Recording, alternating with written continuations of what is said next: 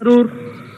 Thank you very much, Mr. Chairman, for the opportunity to speak on the Institute of Training and Research in Ayurveda Bill 2020. This is a bill that is both welcome and disappointing. That there is so much interest in our traditional healing system should not come as a surprise to anyone, because it comes at a time of unparalleled popularity and mainstream acceptance of Ayurvedic practice, both domestically as well as internationally, as the Minister has said. From the perspective of market conditions, in 2015, the global market for Ayurvedic products, according to our own government's figures, amounted to nearly $3.4 billion, a number that will nearly triple to $9.7 by the year 2022, growing at 16.2%. In a recent report, the forecast predicted were astonishing. The sale of Ayurvedic products is expected to rise threefold to $8 billion by 2022 from $2.5 billion in 2015, and at this time, an estimated 77% of Indian households are using Ayurvedic products. Now, the fact is, sir, the export also of such products from India, on average, is about $780 million a year and is expected to grow by 20% annually. And which state, sir, has been the engine of such remarkable growth and expansion in the field of Ayurveda?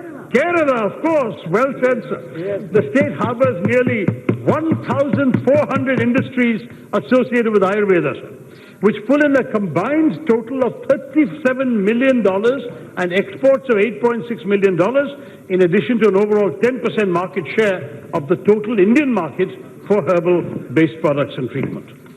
Now, as you all know, sir, the origins of Ayurveda can be traced back to the Vedas, starting from mentions in the Rig Veda and subsequently in the Atharva Veda. The term itself derives epistemologically from Ayur, or life in Sanskrit, and the Ved, or science, and therefore it means the science of life.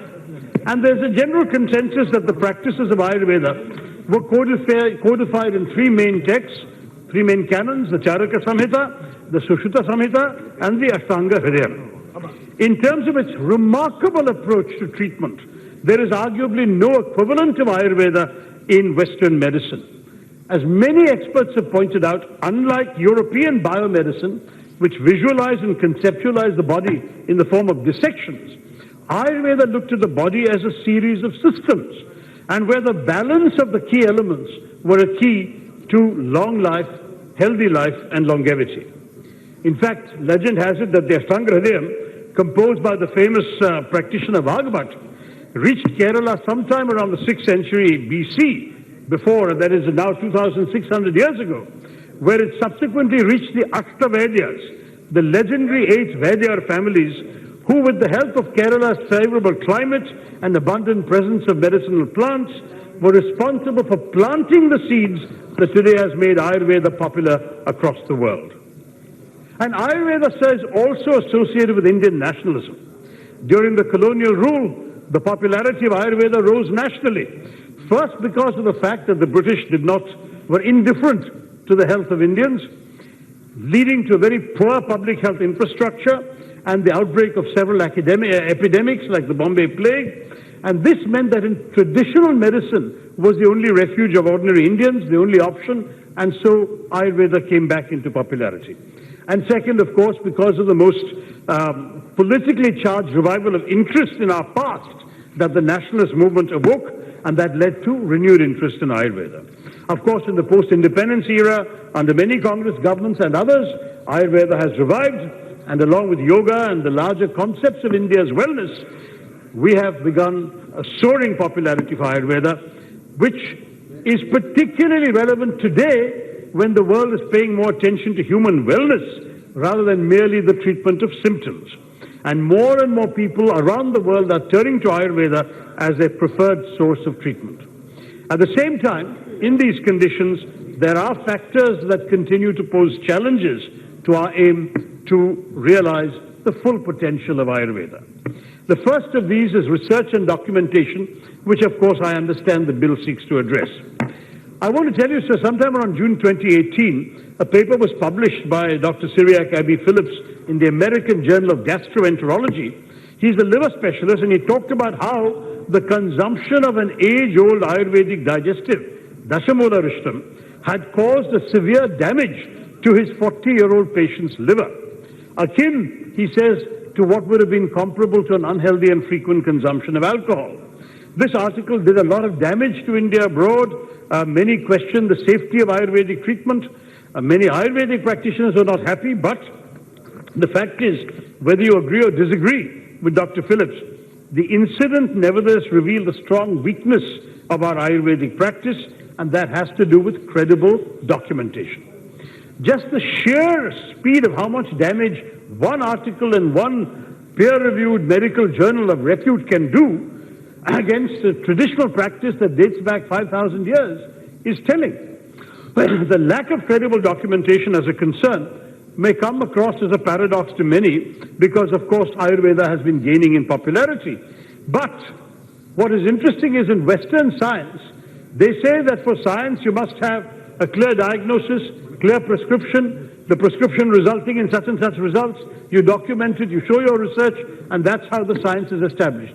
Ayurveda is much more instinctive, rather like the ragas, where the basic raga is laid down and each player plays his own tune, improvising from it. Similarly with Ayurveda, each individual Ayurvedic practitioner will treat each patient differently. Now the result, we had a situation where a British committee on science and technology in 2010, headed by the then president of the World Federation of Neurosciences, John Walton, declared in a special report that Ayurveda was a system without any scientific basis. In fact, this committee, in the value of complementary and alternative medicine theories, the committees ranked Ayurveda lower than even hypnosis or crystal therapy. It took official outrage from the UPA government at that time and presentations from a high-level delegation of Indian experts before that committee, before the latter was forced to see the benefits of Ayurvedic treatment. And we even had defense experts from the Siachen experience going and saying that Ayurveda was the most effective treatment for high-altitude sickness. So these are the kinds of things we need to do to be able to document effectively. In the absence of credible documentation, case studies on the proven benefits of the treatment of Ayurveda in specific cases, all it will take is one article, one paper for the international community to dismiss Ayurveda as a voodoo science, something all of us here will agree it is not. Therefore, documentation must comply with international standards for reporting and evidence-based research, and that's very important when we decide what we're going to do in this bill and beyond on strengthening Ayurvedic treatment in our country. But serious documentation is only one side of the coin. The other important aspect that we don't adequately deliberate over is that legal security and safeguards are not provided adequately to Ayurveda and indeed to all forms of traditional knowledge in our country. आप देखिए, हर बार जब आप एक मालिश करते हैं आयुर्वेद के साथ, या मेरे तो गला मुझे तकलीफ दे रहे हैं, तो अभी बुरा अगर खराब है आपके गला, तो आप शायद हल्दी और काली मिर्च दूध में उबाल के पिएंगे, या मुलैठी बिल्कुल एक खांसी के लिए, या पेट खराब है तो आप पुदीना ले लेंगे. तो ये सब आप क्या करें? You are relying on India's traditional knowledge. That's the ancient wisdom handed down over the centuries, if not millennia.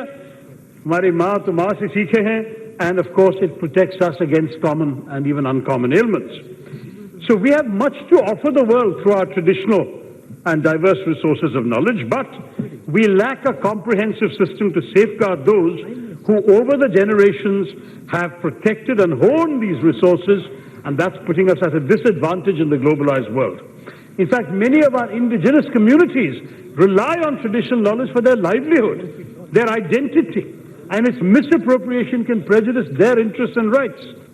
Ayurveda, for instance, caters to nearly 65-70% of our population in rural India, but nothing has been done to safeguard its practitioners and their store of knowledge. In an age where biopiracy is a very real threat, the safety of our traditional knowledge is not something we can defer, but it's been ignored in your bill, Mr. Minister. Contemporary scientific and technological advancements, when married to tradition, offer great promise. That's why other countries are trying to acquire exclusive privileges in the form of intellectual property rights over India's traditional knowledge. And that's with people with very vague connections to our knowledge. Seeing common Indian herbs patented in America gave us all a major wake-up call a few years ago.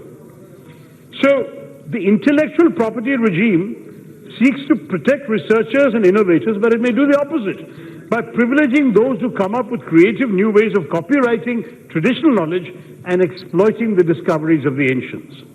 At its very core, the concept of intellectual property cannot be applied to traditional knowledge because no single person can claim as his property something that is perennial, evolving, and in its very nature almost amorphous. As one of the world's oldest civilizations, with a wealth of accumulated traditional resources, it is our responsibility to do what is necessary to maintain the integrity of our cultural inheritance. And if we do not take steps now, misappropriation by others may well lead us to belated collective regret. That's why, Mr. Minister, a few years back, I introduced in Parliament a private member's bill for the protection of Indian traditional knowledge, which provided custodianship of all traditional knowledge to either the state or the central government, with such custodianship transferred to the practitioners who could show their practices as distinct and exclusive. They were also empowered to market their traditional knowledge as they deem appropriate, ensuring that any commercial value would benefit the traditional indigenous people of our country.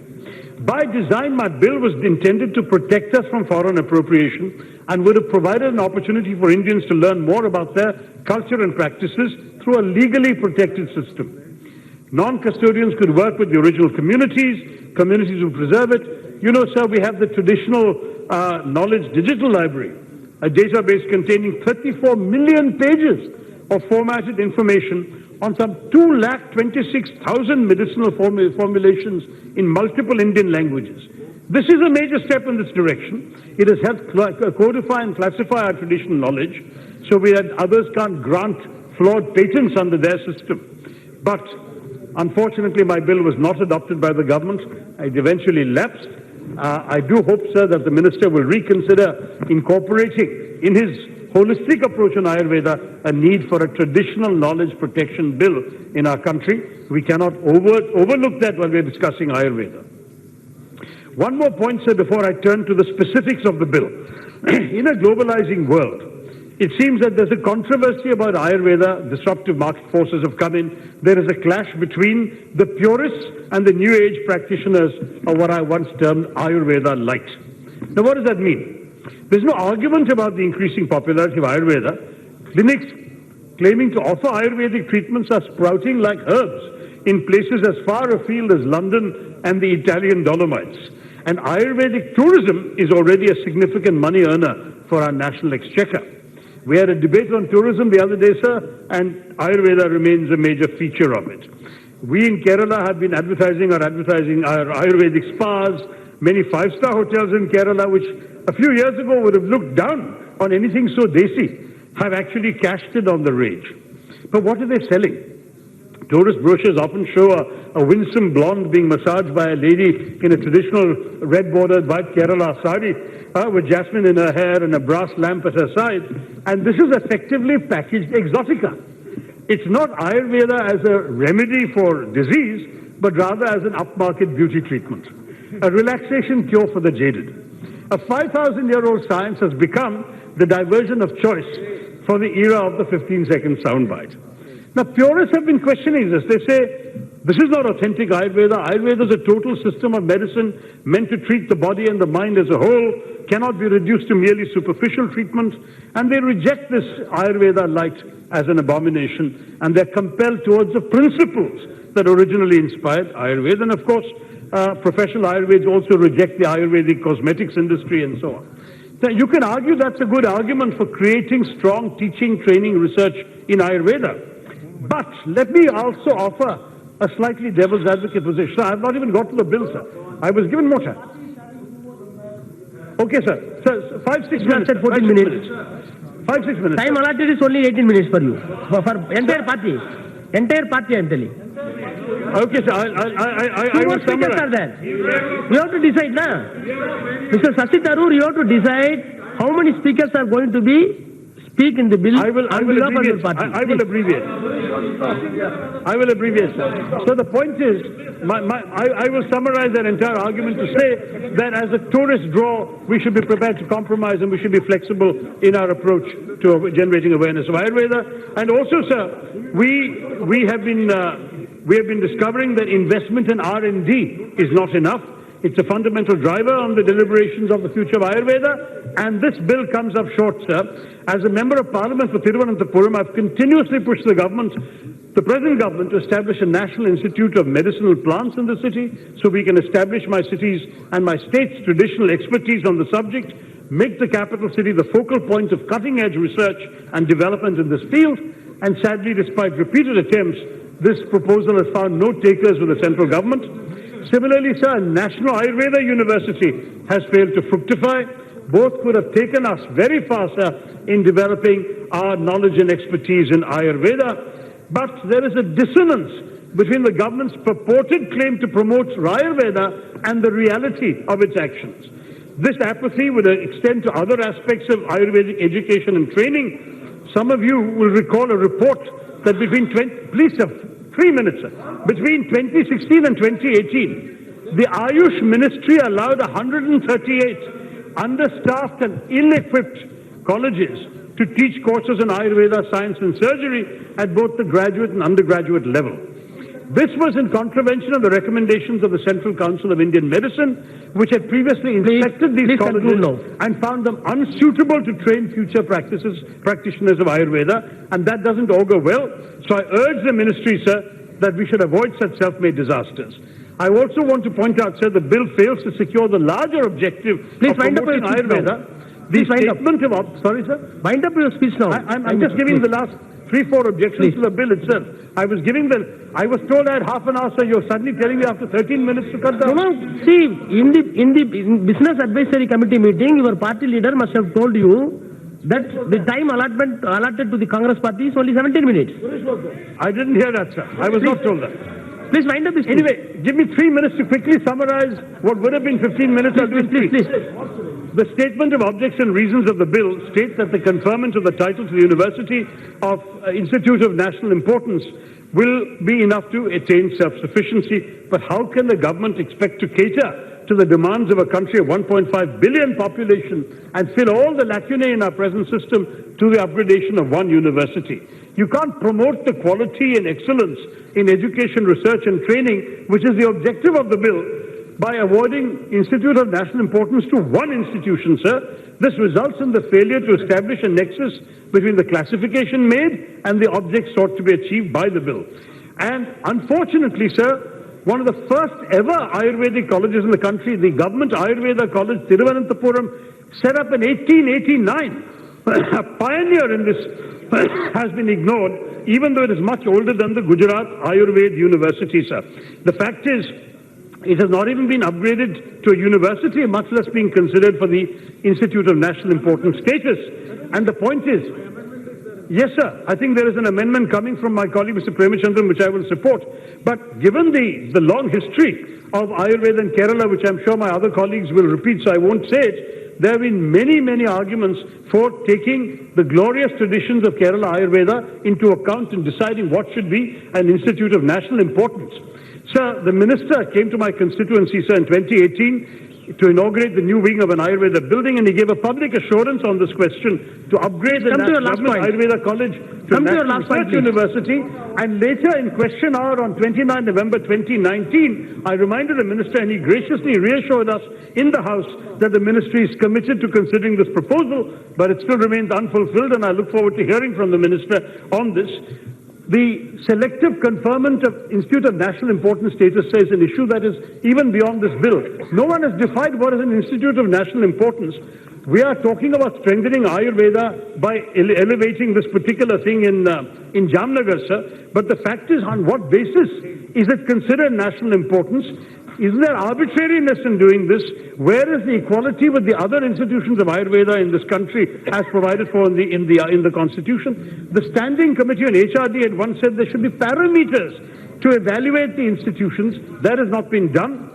Is it merely because the initials of this university are GAU? Ye Gaon Vishwavidyalaya ho gaya. तो इसलिए इसको institution कर दीजिए. Okay, sir, I'll just wrap up. Just to finish, sir, I want to conclude by saying I am a cautious optimist. I do believe the future is bright for Ayurveda. I had many other things Your I want members to say. will not get chance. Flaws of the bill, sir. But If you are taking more time, your member will be dropped. I just request, sir. I just request that. Sir, we spent half an hour, sir, on the 377. I therefore request that what is being done for Gujarat also be done for Kerala, that we have a similar national university for training and research in Ayurveda set up in Thiruvananthapuram, as well as as an institute of national importance, so this concept has some meaning, that standards are maintained, training and teaching is properly done, and research and documentation can be achieved across the country so that the credibility of Ayurveda around the world is protected. Thank you, Mr. Chairman. Very good. Mr. Please. Srimati Poona, madam, please.